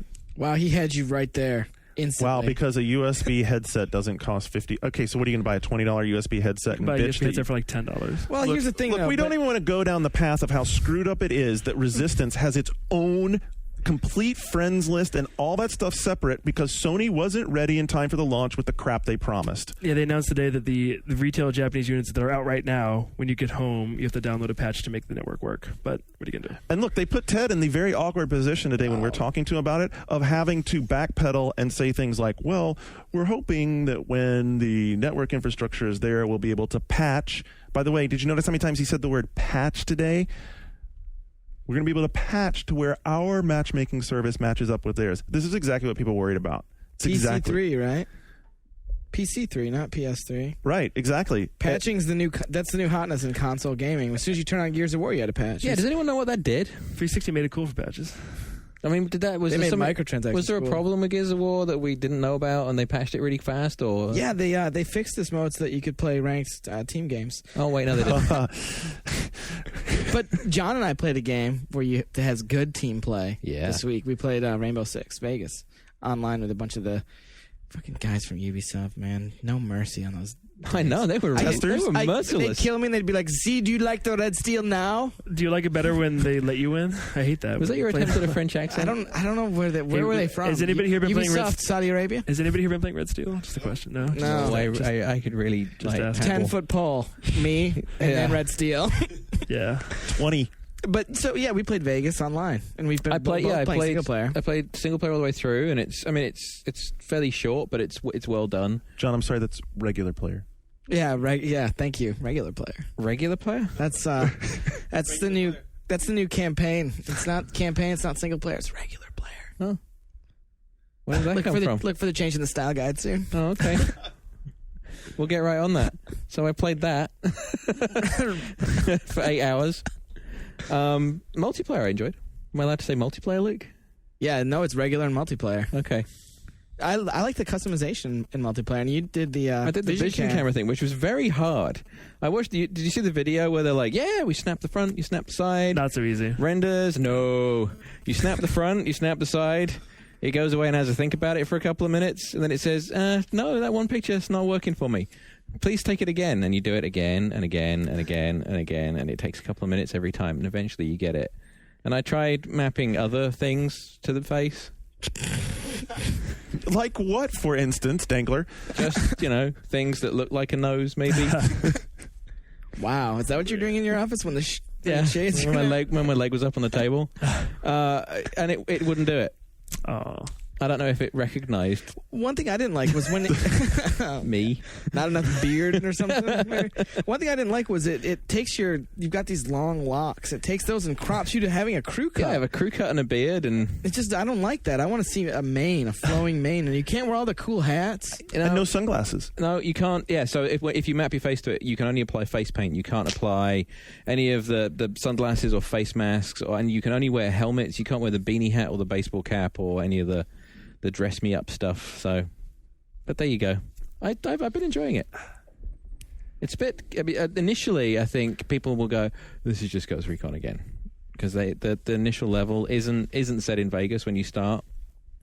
It's what sets up the big story. It's set in a dusty Mexican town. Yeah, and they're playing up narrative way more than they ever have in a Rainbow Six before, which, way too much, really. Yeah, I think, and the tactics they've reduced the tactics a little bit, not as much as they did for Lockdown, but they're pushing the narrative, and it's all very instructional now. It's really hard. Go here, do this. Single player is like a pretty good challenge. Yeah, there's a lot of that stuff that I don't know if we've talked about it here. I know we've talked about it somewhere, but there's a lot of like learning by dying in Rainbow Six, like where you walk into a room, you think you've got everyone sort of checked off the list, and you snake cam and assign the targets, and everything looks good, and you walk in, and then a guy who was like ducked behind the door that you couldn't see with the snake cam just shoots you with a shotgun. So you're like, oh well, now when the game reloads, now I know he's there. But in game design, to me, that's so lazy. Like that's just a lazy design choice. With Vegas is it's very three-dimensional. So there's a lot of the casino levels are like big Vegas casinos where it's an open area where there's all the slot machines and the tables, and there's balconies up the side, like 4 or 5 stories, and there's guys on all of them. So as you're going into these rooms, you're getting this rain of gunfire that's coming from way above you and behind you. Ooh. And it's you and 2 guys, and you've got to send them into cover where they're not going to get picked off from these crazy locations. Just hearing about that frustrates me. Yeah, that sounds pretty frustrating. Playing it is too, actually. It's hard, but I didn't have as hard a time with it as you did. Yeah. But it's really it has a lot in common with Gears of War in terms of the way you play it. There's a lot of ducking from cover, stopping and popping, stopping and popping. All right. But the controls are completely different. So if you're really into this kind of game, it does take a bit of recalibrating your brain to move from one to the other, because although it has the same mechanics, the controls are completely different. I'm not discouraged yet. I mean, really, when I played the demo, and we talked about that last week, I was psyched for it because I liked how fluidly you were able to like move to cover, advance, move to cover. I'm not turned off on it yet. I want to see some other environments other than right. That demo didn't do a good job of showing off what this game really does well. One of the clever things, it builds tension by using the environment to really fuck with you. So there's a lot of stuff where you're going into a big room that's full of like dancing lights and things moving around, and like as combat's going on, the environment gets destroyed. And when you're in a casino, there's chips flying everywhere, or as a row of slot machines get hit, all the coins start spitting out, and you can hear that. And as you're moving sort of very slowly through this, there'll be movement that catches your eye that's not an enemy. It's like it'll be fish in a fish tank, or it'll be a slot machine bursting into life, and it works really well. And even back on Xbox, Rainbow Six was as much about the online as it was about the single player. Rainbow Six 3 was awesome. I mean, they should have sort of left it alone and then just gone straight to this. So what about on this? On multiplayer, we haven't played co-op yet, have we? We haven't played like if there's 4-player co-op, I guess. We haven't. Yushu and I haven't played that yet. The multiplayer modes, I didn't like the objective stuff as much. Mm-hmm. And they're pretty conventional. We never played the mode that we used to play. I don't know what everyone else used to play, but we used to play a mode, I think it was called Team Survival, where it was like 8 on 8. Everyone just has one life. That's it. Yeah, we used to play that too. We played a lot of like timed sharpshooter, which is just first like team who scores the most in 5 minutes. And I don't really care about that. That's sort of not what the Rainbow Six online experience for me is. Like for me, the Rainbow Six online experience was like 8v8. One life for everyone, and then how many kills do you post in that round, and that to me was the best part because it's so tense. There's no with that online mode. It's just yeah, they sort of nudged it into SOCOM territory with this one a bit, didn't they? Like imagine SOCOM first person. Some of the levels are a bit like that. Well, that's kind of a strange move. And the levels that we played online are from single player, right? I today running through it, I encountered a bunch of stuff. There's a lot of environments, there are some unique maps, I believe, but a lot of the ones you're going to want to play are the stuff in the casinos where there's tons of stuff going on and lots of cover, and I mean, it encourages you to really play quite slowly and very methodically, and it's using cover and it's pushing forward. And what are the big ones have we not hit? I think we hit all the big ones, right? I'll talk about Zelda next week. Oh, yeah. Boy, can't wait. I guess one thing before we get out of here we should maybe ask is, we've been all playing review games we've been having to play. What do you wish you were playing? I wish I had more time to play more Gears of War, I'd say. I wish I had time to play Elite Beat Agents, actually. Is that out? Yeah. Yes, it is. Oh, well, yeah, that, definitely. Yeah. I didn't know it was out yet. Yeah, I need to play that. And like Gears of War, I actually lent my copy to the IT guy because I know I have too many games to review, and he can enjoy it for a week, and then I'm done with that. I can try Metal Gear Portable Ops, I wish I had time to play that. Really? Yeah. I want to play the single player. I have a bone to pick with you, by the way, about portable games. I have been playing Vice City Stories on the bus, going back and forth from the home. Mm-hmm. Wow, we are really generous with scoring on that game. We turn a blind eye to its problems so much.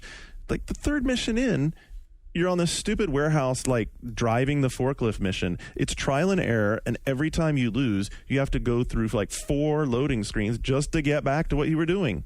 I think you just suck at it. Oh, okay, thanks. I didn't have any trouble with that one. And that is how you defend a review score. Yeah, I think you just suck at it. Great. So you're now defending the reload system on Vice City? Seriously, I didn't have any problems with that level. So, Garnet, bad gamer confirmed.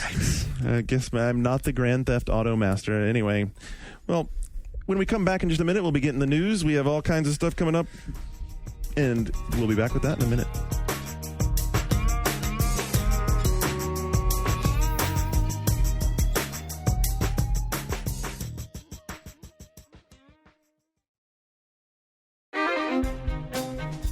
Tune in to Radio PM from the editors of the official U.S. PlayStation magazine. And trust me, people, we are so biased. Listen in every Thursday at radiopm.oneup.com or on iTunes.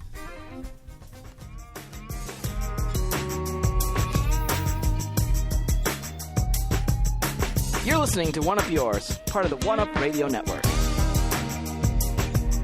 All right, along with a bunch of games coming out, there's also all kinds of buzz in the industry. So, Luke, take it away. You got like a whole long list here of stuff. Well, the first thing I want to start off with is the Itagaki stuff. I think we talked about a little earlier, right? I heard you guys talking about it with the DOAX2, that he's on trial for sexual harassment. I mean, come on. Who hasn't sexually harassed someone? Well, Japan is you sexually harassed me just this morning. Exactly. Although I'm your boss, so technically under California law, you can't sexually harass me, but I can sexually harass you. Under California law? Yeah. Well, yeah. Can I get a list of people who I'm their boss? I don't think you're anyone's boss. Ooh. Oh. I can't wait till the next time he comes to my office. I So- really can't wait. So to not make light of talking about girls' boobs when they're within earshot, Itagaki got in trouble for allegedly sexually harassing a woman on the Dead or Alive series. It sounds like, or on Tecmo. I mean, I haven't seen pictures of the girl yet. I kind of want to know if she's hot. Is that wrong? Skip side. Probably yes. This isn't the way we're supposed to do not news. This isn't the way we're handling news. Yeah, This is the new news. Can we move on to the next item, please, Luke? Yeah. Friendly suggestion from the editorial director. Nolan Bushnell, who's never had to worry about being sexually harassed, Hey! Hi-yo! criticizes Sony's PS3 strategy. This from the man who's brought us things like Chuck E. Cheese and U-Wire. He's fiercely You Republican. wink. Did you know that? That's good for him. Yeah. Well, he specifically criticizes the price of the PlayStation 3, which I find ironic because the Pong was pretty damn expensive when it came out. I think Sony shot themselves in the foot. There's a high probability they will fail. The price point is probably unsustainable. For years and years, Sony has been a very difficult company to deal with from a developer standpoint. PS3 success guaranteed. Yeah. Yeah, like, you know, if someone's going to give you advice on how to run a game company, he's not the one to get it from. Yeah, where's Atari? Atari announced today a 10-to-1 reverse stock split in an attempt to salvage the company. Is that good? No. Shame. Thanks. Bonus. So they're trying to back stay into themselves. They're trying to stay listed. Yeah, Bonus news. Yeah, good luck. Yeah, good luck. So the Microsoft had the big MS had a survey that went around that was really interesting. One part of it in particular, first off, one of the surveys had like questions about a new controller, like a premium edition of a wireless I think controller. we've been talking about rumblings of the new controller. Yeah, for but quite this some is time. it looks exactly what I'm looking at. Looks exactly like the current controller, but it's black and has like foam padding, and it's soft and it's more expensive.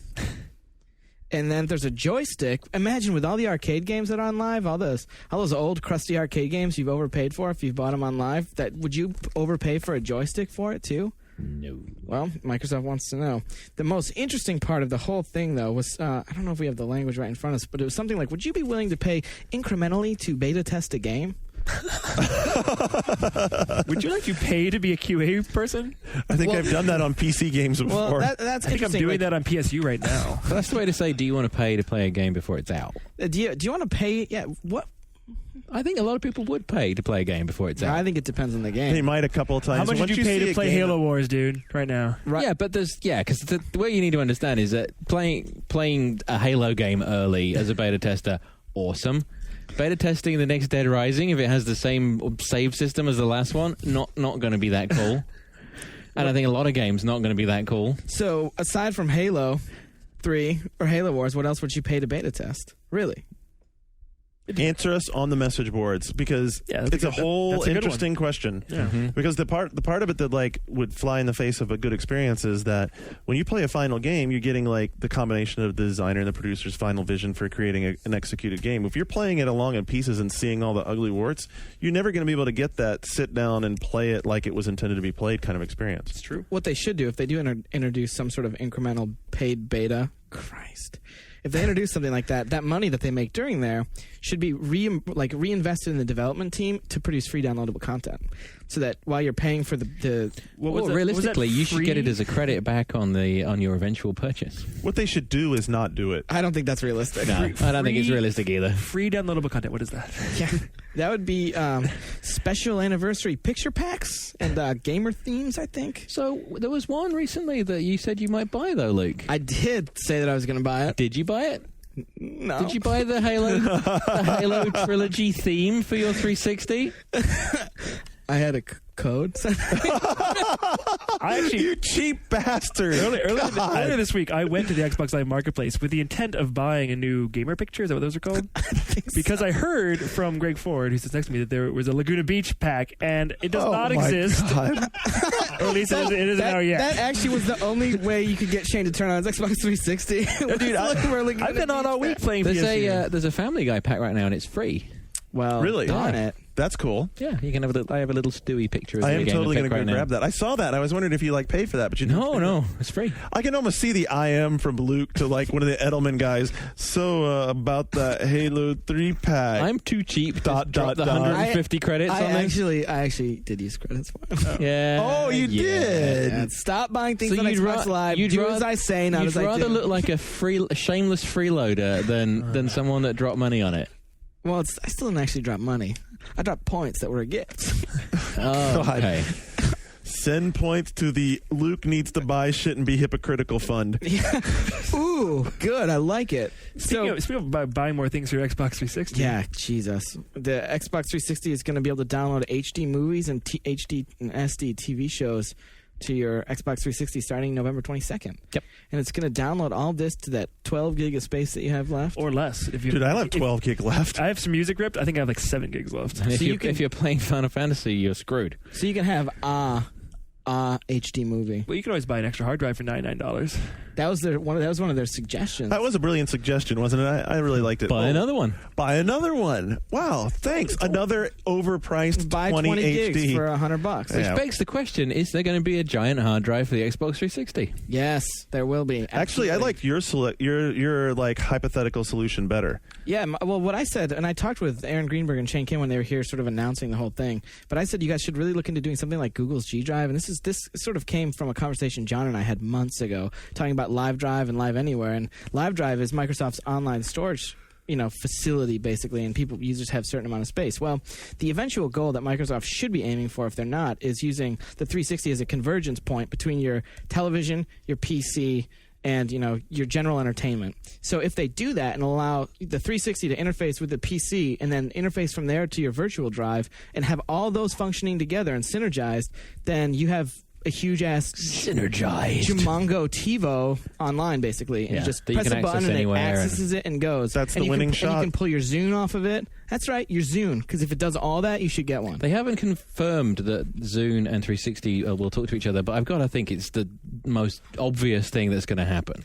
Hope. Yeah, and that's the thing. Like all the stuff that we're talking about, I'm sure they've talked about and argued about, and it's just would be interesting to know when stuff like this doesn't get approved or doesn't move forward, why it doesn't. Because something like the Live Drive system does make perfect sense and is an easy storage solution for Microsoft and for users. Ultimately, that would work perfectly within the Live Anywhere confines. They probably won't do it though. The Nintendo DS is up for Time's Gadget of the Year, right Rightly beside so. the Treo 700W, and The W? yeah, that's what we have listed.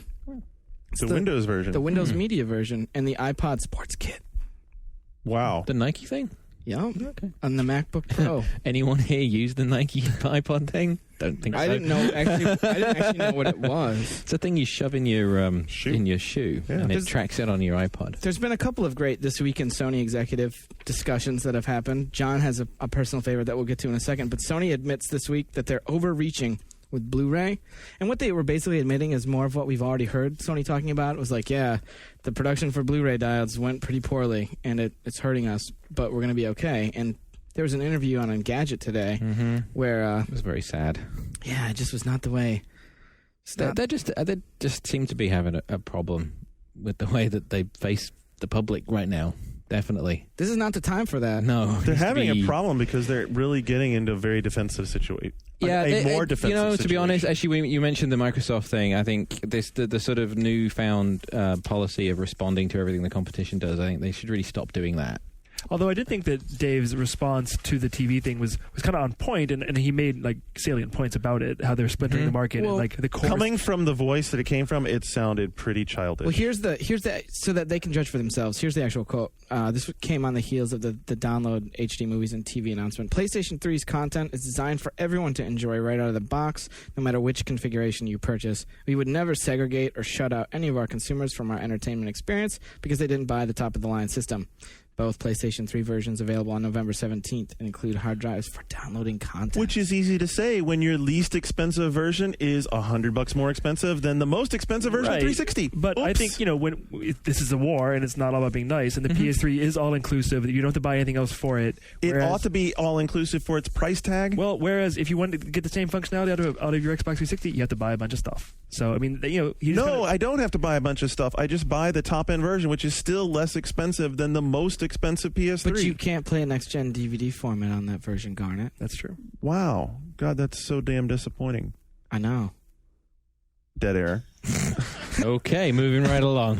So, Crisis and Army of Two were delayed past March, and that's one of the things we talked about. We were talking about press releases this week, and as these like earnings report press releases come about, you always find little nuggets like Assassin's Creed slipping, or it's like. And what happens is like Matt Leone points it out to me because he's the previews guy. John, you're finagling. I'm looking for the connection to Army of Two so I can make a snarky comment. What tampon joke incoming? No. I want to know if Army of Two has been delayed so it can be more innovative. Oh, I see what you did there, because Gears of War is not innovative at all. According to the guy on Army of Two. Really? Do they use Unreal in Army of Two? Or do they have a wait, proprietary engine? doesn't all of EA use Unreal right now? Yeah, I wonder what Mark Ryan has to say about that. Maybe we should ask him. Call him now. He usually calls us. Yeah, like earlier today. God. God. Hey, look, if you folks want to see Gears of War actually having ranked player match like by team, get active, get motivated, because from the call we had today where he was legitimately responding to a story that we put up, Dan Dormer put up a story that, hey, Mark said that hope is not lost. It wasn't so much that Mark said that hope wasn't lost. What he was saying was they have plans for the future, but he wasn't saying what exactly they're going to be. And from the tone, would you say it's safe to say from the tone of the way he talked to us today, that's not really at the top of their list. You shake the magic 8-ball, and those signs are pointing to no. Yeah, I mean, he was pretty adamant about, Gears of War, as I think as he put it, was a single-player focused game, and that wasn't their emphasis. And I guess and he tried to argue. Did you hear that smack he was talking to me about how? And Mark, I appreciate that, like, you were telling me like your side of it, but 50% of the people on the message boards don't like ranked team play. Do you buy that? Have you read that message board? Well, then why all the friggin' achievements for ranked team play? What's the deal? Oh, because it's random. Because if we got on as a group, like you, me, and Shane and Brian, we'd just kick ass all over everybody, and that'd be padding our stats. Or we'd arrange it so like John and Shu had to be Fall Guys. Stand there, I'm about to torque boy you guys. Just wait. I only need like 79 more. Fun. Katamari, which we haven't heard from in a while. Didn't that guy say he wasn't doing anymore? Well, Didn't he have like he's not, but it doesn't mean Namco can't. So there's beautiful Katamari and Katamari Très Bien. I like that one. I think I like is that. The same thing? There's also Katamari. Très Bien means very good. Yeah, but do all three of those things mean the same thing? No, I think it's probably three different products. Like Katamari, okay, yeah, because Très Bien means very good. But Yeah. anyway, there's 3 new trademarks or whatever that were filed for by Namco. So there'll be more of that. So a next-gen game, a DS game, and a PSP game, right? Probably. Cell phone game? Maybe I so. bet Wii, PS3, and DS. Virtual Console or something. Who knows? Did we mention the Lost Planet stuff yet? I don't think we did.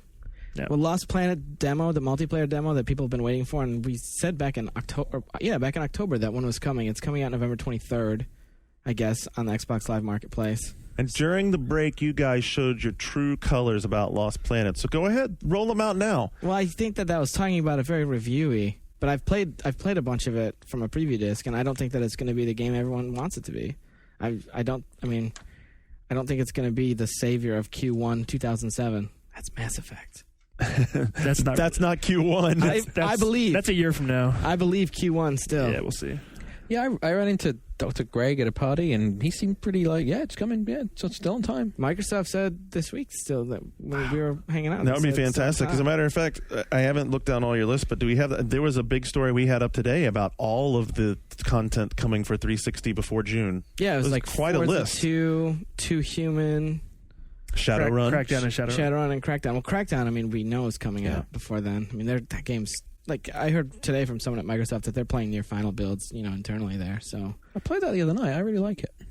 I think it's pretty solid. I've Yeah. said that a bunch of times. How solid, we won't know. Right. But the last thing to talk about is this very weird sort of World of Warcraft story. This guild named Overrated, who happened to be the only guild who, in the U.S., the only Horde guild, and that's one of the 2 factions, and is generally regarded as the more difficult one to play. Whatever. Got booted from World of Warcraft. The entire guild got kicked out of the game for cheating. And what they were doing was to get to a final boss of an area that has this very long, boring clear to it, where you don't get any good loots. They just were wall hacking and exploiting like a glitch in the client side of things, and just wall hacking and killing the boss to get the good stuff. This isn't going to go well, is it? They got busted by Blizzard because Blizzard actually watched the when these guilds at the front end of raiding are killing through bosses at the end game, GMs start to sit in and watch them, like in the game. Like, so as these guys were working on Kel'Thuzad, the last boss in Nax, the GMs from Blizzard were sitting there watching. Like the Raid and Dungeons lead will be sitting in the room while all these guys are killing, watching, making sure everything's working okay. And so these guys who had been routinely watched by Blizzard just happened to get caught with their pants down. And Go Blizzard. No more World of Warcraft for Nice. those guys. They deserve it. A bunch of those guys in Overrated, actually, I used to play Halo with in college. They were all like a bunch of But look, Halo competitive there wasn't some players. post the guys basically were like, we did. We We deserve it. We were stupid. We deserve it. Yeah, it was. It's true. A few minutes ago, we went from having a near raid online to having 7. So it was just like Blizzard was like, "Yeah, your characters are deleted," and just pluck. Don't mess, kids. Don't ruin the game for everyone. Hey, Luke, I was thinking before we got here, I think we should touch on the October sales figures, which just came out today or yesterday. Oh man, Kind of a down month for a lot of people based on like what the analysts had predicted. Yeah, what did analysts say for 360? Like 500. They had said 500,000, at least one analyst, and it turned out to be less than half of that. 218,000 Xbox. Once again, 360s. outsold by PS2. You know, of course, Gears wasn't out that month. Gears might really push the hardware, but at this rate, that 10 million number is looking further and further away from them. The thing, and what Microsoft has said about that, because I've chided them a lot about 10 million sold, they are like, well, in our vernacular, shipped and sold mean the same thing, and we're gonna ship 10 million units. But there was a quote from earlier this year where 10 million in gamers' hands before one PS3 is sold. That was said. That was once said, and that's wow. Yeah. If with the library that's out right now, the 360 is still struggling after this Christmas season, I shudder to think what's going to happen to PS3. That's how I feel too. I think that these NPD numbers. I think Microsoft's going to come out with a real ballsy statement next Wednesday or Thursday. In terms of Definitely. Gears of War shipped. It's Gears of War shipped and 360 shipped. I think there will be the 10 million number will get bandied around in some fashion next week. I'm sure. Well, there's the 5-year Halo anniversary is next week too. Yeah. If that price point avoidance stays strong through the Christmas season, PS2 big winner this year still. Some good games on it. DS is the big winner this year. DS sold, what was it, 370? I think 360. 360. PSP sold 120. But the bigger number, though, is the software sales last month. PSP software sales were like in the toilet. I think about 125,000 PSP games are sold and 750 DS games. If that keeps happening, how long does PSP hang around? Yeah, they have to lower the price on it or something. I don't know. Didn't they come out and say that they definitely weren't going to do that? Yeah, they they said a while ago that they weren't going to, and that they're going to introduce new colors. They are new colors. To invigorate sales. Yeah, it's not looking good. But it worked on PS2 because people loved PS2, and they kept burning theirs up. Why not buy a silver or a blue one when you're replacing it, right? I don't know. After this Christmas, it'll be interesting to see where PSP stands. Well, won't it be about time after this Christmas to see whatever the can SCE even afford to do a new handheld? Is that company in the sort of shape where they should be thinking about something like that? I think they should just redesign PSP. Redesign it and sort of push the connection to PS3 in a big way and sort of present them as these two things work together the way that we're inevitably going to see Zune and 360 working together, you know? Yeah, it's just I don't know, but reposition it. As tough a hit as they took on the whole, stupid laptop battery thing, which was a big fiasco for lots of people, but Sony was a high-profile investor's problem with that. Oh, It's going to be interesting, if this is not a big Christmas season for them financially, it's going to be interesting to see what rumors start flying about potential Sony divisions and sell-offs. No, I mean, PS2 is going to perform so well this Christmas that'll do well, and PS3 will sell out. I mean, software sales won't be there for PS3. I think you're probably right about PS2. I think we could be really surprised. I think PS2 could still be really big. But this is the last Christmas that I think PS2 can carry them. So, but I still think we talked about this a few weeks ago. I think probably the biggest game this holiday is Final Fantasy 12. I think I was in Best Buy last night and there was a mountain of Guitar Hero 2s. Yeah, they're ready this time. Yeah. The best-selling game in October was Scarface for the PlayStation 2. That just blows me away. Blows me away. One game sold 300,000 units. That's it. Scarface. Yeah. What's the deal? Have you played it? No. It was marketed very heavily, and it hits a demographic. So was Dead Rising though. Well, actually, it's funny because Dead Rising, after Capcom announced they were quadrupling the marketing budget for Dead Rising, sales tanked. It sold like 20,000 units. That wasn't cool anymore. You see, game existed on hardcore snobbery. That was why it worked. It was all these guys that I think were like, Dead Rising, you should check it out. But also, the problem is, if 360 isn't moving a whole lot of units each month, then everybody's already bought it. Everyone's already bought all the games for 360. Yeah, it installs on 25% of users the first month, and then that's it. Saturation point is already passed, you know? So if Gears manages to be the killer app, that's the that could be the rocket. It will. How many will It's going to sell 360 def. I mean, you just have to see it on a high def TV. On a standard def. It still does- looks yeah, it great on a does look standard good. def. All right, folks, the name of the show is One Up Yours. We know that like next week, at the end of the week, like as you're listening to this show this time next week, you're going to be thinking about spending a lot of money on a console probably. So if we didn't talk about what you wanted us to talk about today, come on the boards and tell us what you want and on the we show did next talk week. a lot about Wii because we just got them. So Next week, more Wii. Yeah. Next week, more Wii. We'll hopefully have retail units in the house. We will. Be able to play some games, talk to you more about that. I really Anything want to play else? Zelda. I'll play it tonight. Oh. Wow. Dig.